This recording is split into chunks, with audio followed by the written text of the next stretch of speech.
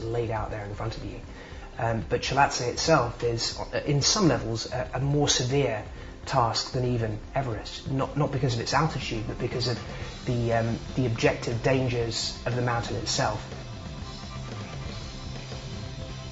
The ice fall that leads up to Cholatse is every bit as severe as on Everest.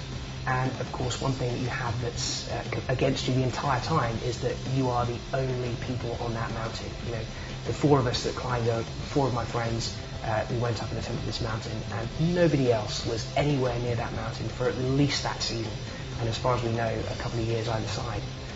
So when you get there, when you get up to base camp, you are completely on your own.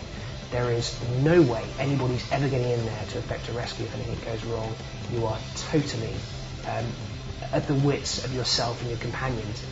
And for me, that's one of the things that mountaineering is really about. It's not about climbing a mountain where you're surrounded by hundreds of other people. It's about the solitude of the wilderness of the mountains.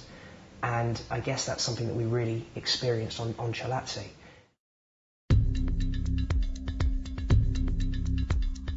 There's a few times when you get yourself into a situation when you're climbing through the ice fall and you stagger over a bridge, a narrow ice bridge over a crevasse, and look down into the depths below you and think, if something happened now, we would be in really bad trouble. Nobody's coming to save you. And in fact, as we were coming back down the ice fall one day, my friend did just disappear into a huge crevasse behind me, yanking me clear off my feet, and he disappeared into the darkness. And for a short time, there was a chance that could have been, well, it was a life or death situation. Luckily, I managed to arrest him. I'm heavier than he is. If it had been the other way around, and I'd been the one disappearing into the crevasse, it would have been all over. But I managed to stop his fall and eventually pull him out. The two of us just sat there, shivering and gibbering like gibbons for about an hour, just thinking, oh God, this just happened. We've managed to get out of this alive. It happens all the time in the mountains that you get into a situation where you look around you and all of a sudden everything changes in your mind. You get a sense of piercing clarity about how things could go from the moment that you're in at that time.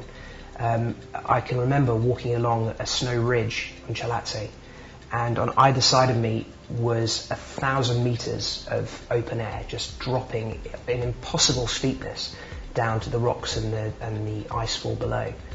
And as you tiptoe along this snowy ridge, not even able to put your ice axe down because it's not wide enough for you to find that support, you just can't help thinking, what happens if my crampon goes a couple of inches to the left here, or what happens if I just take a bit of a wobble and slip to the right there? And the fact is that if that was to happen, that would be it. Everything would be over. All of the things that you work to in life, all the things you look forward to in the future would be gone in a millisecond. And although that can be paralysing, you can find yourself gripped with a terror that really leaves you incapable of doing anything. It can also be incredibly liberating and charge you with a kind of adrenaline that I think only fear can do. And that's one of the things I think keeps people coming back to mountaineering. It's that sense, I guess, of hyper life. The sense of everything all of a sudden attaining a kind of element of super real. You look around you, you look at the environment, you see beauty that you can't possibly ever put into words or capture on camera. You can only experience it through your mind. It's just so sublime.